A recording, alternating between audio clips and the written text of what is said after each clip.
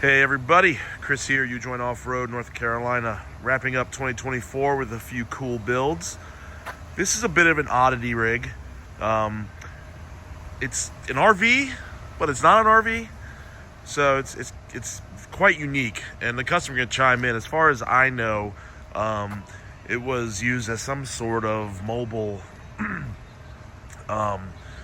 mobile demo vehicle for some kind of golf product, maybe. So.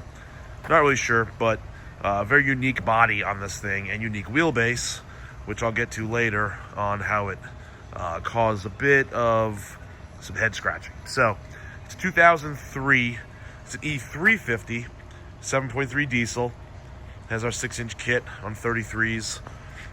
Sorry for my stuffy head.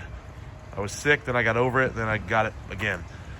So 6-inch kit on 33s, custom spec springs front and rear. The customer, I believe, did this lining on it. It's probably a Raptor lining. Pretty cool color. Definitely turned out good. It also already had the roof rack and the lights and stuff on it and all these other accessories before we got it here. So we just did the suspension and the front bumper. And that's it. So speaking of the front bumper, this is our FB003 front bumper. All aluminum, built in-house here. Only option on it was the worn winch. Excuse me. Up front, we've got a stage 3 front axle, 456 gears, Detroit True Track, Dynatrack knuckles, hubs, spindles, and the big 14.5-inch diameter rotors. Single Fox 2.0s, crossover steering, all the usual suspects with a U-joint build. Up front, we've got a Falcon Wild Peak AT3. Or I'm sorry. This is the 4. This is the new 4. 285 7017 on the American Racing Baja wheel in black. A lot of guys, the Colorado shop, use this tire a lot.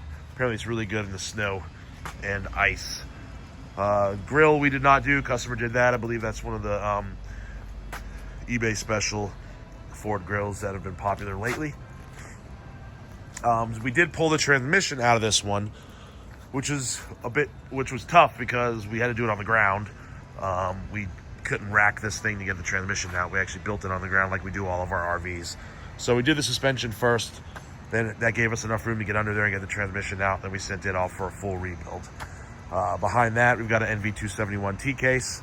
And this wheelbase is what caused a bit of issue when it came to the rear drive shaft. It had originally had a two-piece, but once the T-case was in, we couldn't use the two-piece because the carrier bearing was too close to the transfer case. And then we couldn't add a new cross member because there's a big water tank in the way. So we wound up fabbing a bit of an extension that we triangulated to the frame to make it a two-piece shaft, because we had to have a two-piece shaft. It was way too long for a one-piece. So two-piece shaft is installed and all is good. So a few head scratcher out of the ordinary things on this rig. It also, the fuel bowl decided to spring a leak while it was here, and then the oil cooler. So we've had a few delays, but we've got it fixed. Customer is super cool and very patient. And yeah, Hellwig sway bar up front. And does it have a sway bar in the back? No sway bar in the rear. 255 8017 Falcon Wild Peak AT4s in the back on our machine Dodge wheels. These older E350s don't, they have a different wheel mount surface to wheel mount surface for the dually wheels. So normally our 17-inch wheel would not fit on an E350 of this vintage. So we wound up running a 2-inch wheel spacer on the inside to get some spacing and get the tires out enough to clear the 17-inch wheel. We don't love to do that, but we did it on this one because it kind of had to. Out back, customers got a custom bumper that they made. We just mounted the tire, and then we made a cool little adapter bracket to mount the license plate and light on there. So the interior is super nice. They can chime in. I'm not going to do an interior tour, but if you find their social media, which I'm sure they have or they may not have, you can probably find some details on what they've done inside. Sorry again for my voice. So yeah, cool rig. I'm getting some more miles on it before pickup. And yeah, that's it. So if you've got any questions, leave them in the comments or shoot me an email, chris@ujointoffroad.com. Be sure to follow us on Facebook and Instagram if you don't already. We post daily shop updates on what's going on here on Instagram. And that's it.